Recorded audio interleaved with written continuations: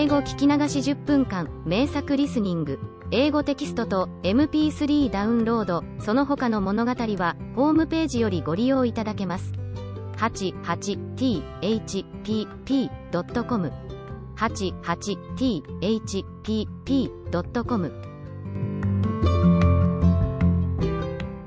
And it seemed to Beauty, now she understood him better, that when she said, "No, beast," he went away quite sad. But her happy dreams of the handsome young prince soon made her forget the poor beast, and the only thing that at all disturbed her was to be constantly told to distrust appearances, to let her heart guide her, and not her eyes, and many other equally perplexing things, which, consider as she would, she could not understand. So everything went on for a long time, until at last, happy as she was, Beauty began to long for the sight of her father and her brothers and sisters, and one night, seeing her look very sad, the beast asked her what was the matter. Beauty had quite ceased to be afraid of him. Now she knew that he was really gentle in spite of his ferocious looks and his dreadful voice. So she answered that she was longing to see her home once more. Upon hearing this, the beast seemed sadly distressed, and cried miserably, "Ah! Beauty, have you the heart to desert an unhappy beast like this? What more do you want to make you happy? Is it because you hate me that you want to escape?" "No, dear beast," answered Beauty softly, "I do not hate you, and I should be very sorry never to see you any more, but I long to see my father again. Only let me go for 2 months, and I promise to come back to you and stay for the rest of my life." The beast, who had been sighing dolefully while she spoke, now replied, "I cannot refuse you anything you ask, even though it should cost me my life. Take the 4 boxes you will find in the room next to your own, and fill them with everything you wish to take with you.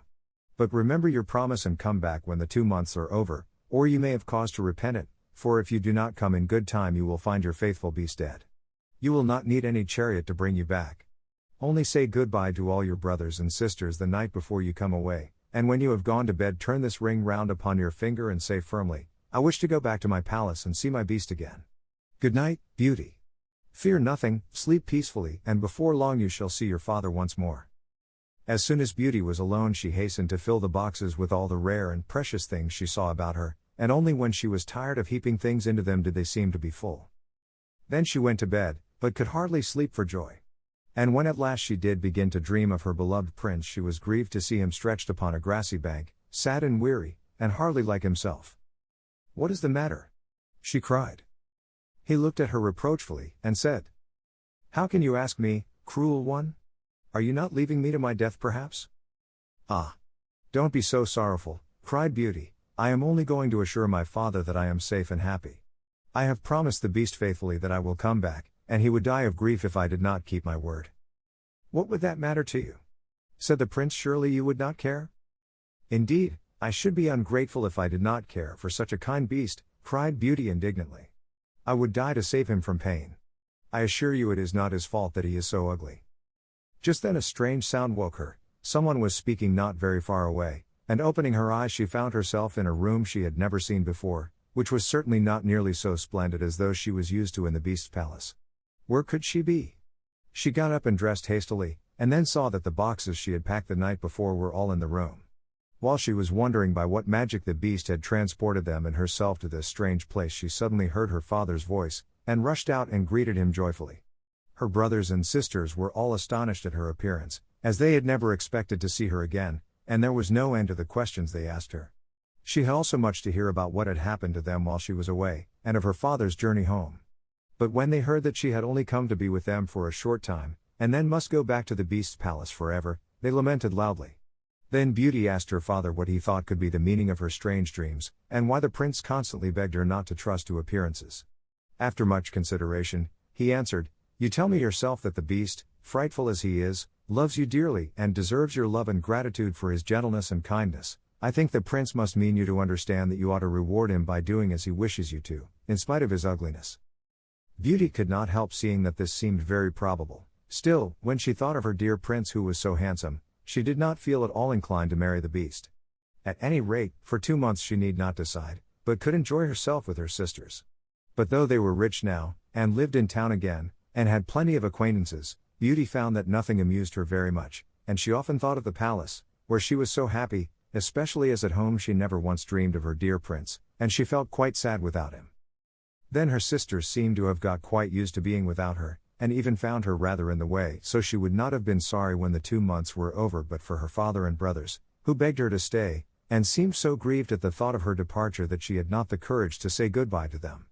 Every day when she got up she meant to say it at night, and when night came she put it off again, until at last she had a dismal dream which helped her to make up her mind.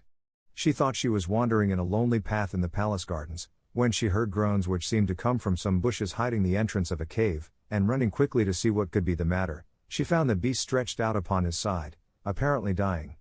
He reproached her faintly with being the cause of his distress, and at the same moment a stately lady appeared, and said very gravely, "Ah, Beauty, you are only just in time to save his life. See what happens when people do not keep their promises. If you had delayed 1 day more, you would have found him dead." Beauty was so terrified by this dream that the next morning she announced her intention of going back at once, and that very night she said goodbye to her father and all her brothers and sisters, and as soon as she was in bed she turned her ring round upon her finger, and said firmly, "I wish to go back to my palace and see my beast again," as she had been told to do.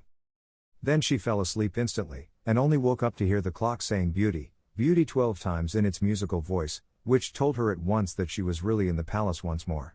Everything was just as before, and her birds were so glad to see her. But Beauty thought she had never known such a long day, for she was so anxious to see the beast again that she felt as if supper time would never come. But when it did come and no beast appeared she was really frightened, so, after listening and waiting for a long time, she ran down into the garden to search for him. Up and down the paths and avenues ran poor Beauty, calling him in vain, for no one answered, and not a trace of him could she find, until at last, quite tired, she stopped for a minute's rest, and saw that she was standing opposite the shady path she had seen in her dream.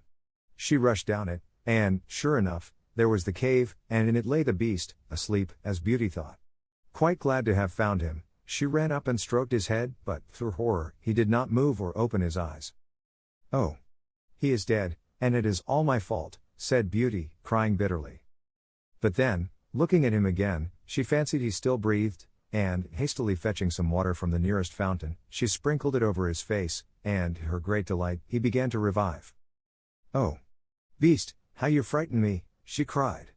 "I never knew how much I loved you until just now, when I feared I was too late to save your life." "Can you really love such an ugly creature as I am?" said the beast faintly. "Ah! Beauty, you only came just in time. I was dying because I thought you had forgotten your promise. But go back now and rest, I shall see you again by and by." Beauty, who had half expected that he would be angry with her, was reassured by his gentle voice, and went back to the palace, where supper was awaiting her, and afterward the beast came in as usual, and talked about the time she had spent with her father, asking if she had enjoyed herself, and if they had all been very glad to see her. Beauty answered politely, and quite enjoyed telling him all that had happened to her. And when at last the time came for him to go, and he asked, as he had so often asked before, "Beauty, will you marry me?" she answered softly, "Yes, dear beast." As she spoke a blaze of light sprang up before the windows of the palace, fireworks crackled and guns banged, and across the avenue of orange trees, in letters all made of fireflies, was written, "Long live the prince and his bride." Turning to ask the beast what it could all mean, Beauty found that he had disappeared, and in his place stood her long-loved prince. At the same moment the wheels of a chariot were heard upon the terrace, and 2 ladies entered the room. One of them Beauty recognized as the stately lady she had seen in her dreams, the other was also so grand and queenly that Beauty hardly knew which to greet first. But the one she already knew said to her companion, "Well, Queen, this is Beauty, who has had the courage to rescue your son from the terrible enchantment. They love one another, and only your consent to their marriage is wanting to make them perfectly happy." "I consent with all my heart," cried the Queen. "How can I ever thank you enough, charming girl, for having restored my dear son to his natural form?" And then she tenderly embraced Beauty and the prince, who had meanwhile been greeting the fairy and receiving her congratulations. "Now," said the fairy to Beauty, "I suppose you would like me to send for all your brothers and sisters to dance at your wedding?" And so she did, and the marriage was celebrated the very next day with the utmost splendor, and Beauty and the prince lived happily ever after. 英語聞き流し10分間、名作リスニング。英語テキストと MP3 ダウンロード、その他の物語は、ホームページよりご利用いただけます。88thpp.com 88thpp.com